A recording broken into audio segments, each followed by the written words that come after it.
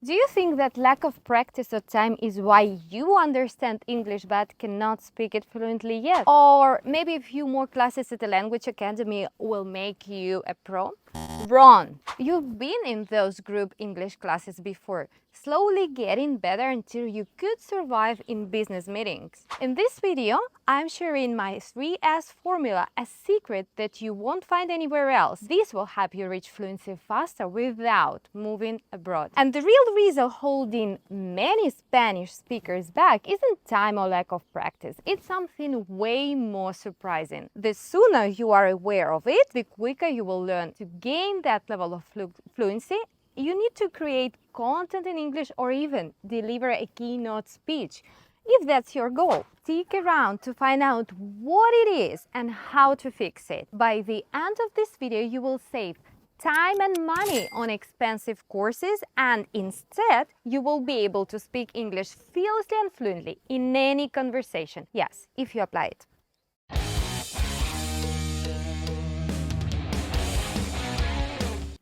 Hey there, this is Masha. After 18 years of teaching English, I realized that to speak English naturally and fearlessly, you need to work on your mindset first and strategy next. I've even wrote the whole book on this topic.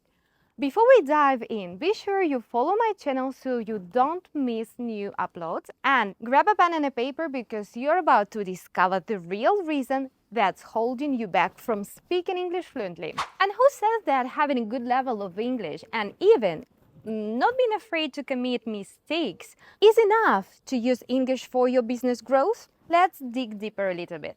Imagine we are having a friendly conversation about your goals and challenges related to English. I'm going to ask you a few questions to help you identify these secret and surprising problems. You will need to pause the video sometimes and do the activity sharing your answers, if you feel like doing this, in the comments below so I can help you. So the first question is, how do you rate your current level of English from 0 to 10?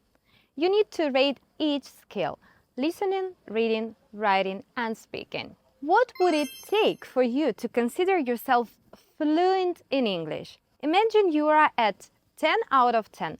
What would it be like? Speaking to an American client confidently, creating content in English, speaking fiercely in front of thousands of people, being invited to an interview?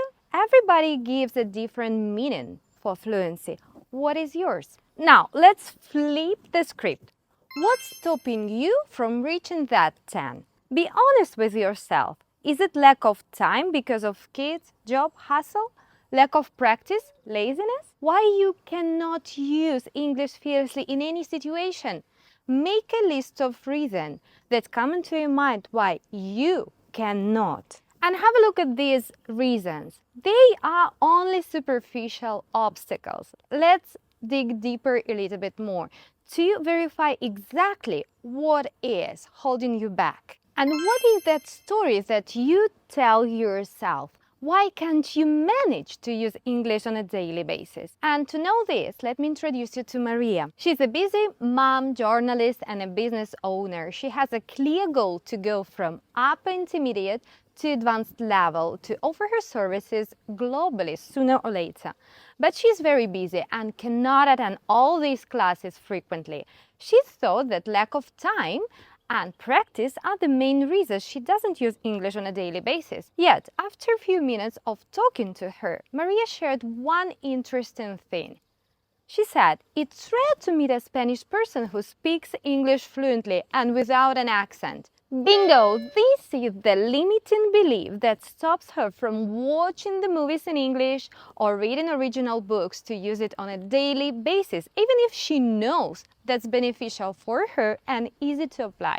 So let's examine these beliefs. Are they based on facts or assumptions? Sure, English is a top 3 most failed subject at school, and logically, according to the research, 56% of teens state that they cannot communicate in English. Can you think of someone who defies these beliefs? Maybe your friend, a colleague, or a public figure? Let's take, for example, Alexandra Pereira, the influencer.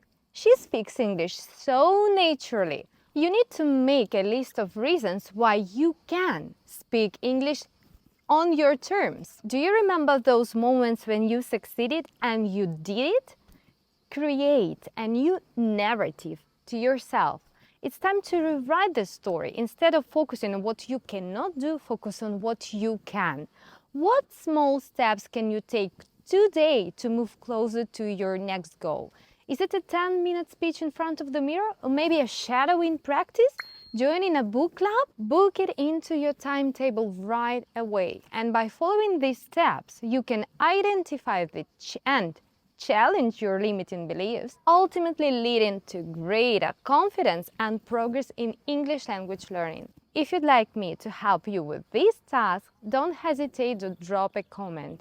And if you found this video useful and helpful, give it a thumbs up and share it with somebody else who may need it. What are you going to do now? Are you going to live like nothing happens? Or you're going to take this first step?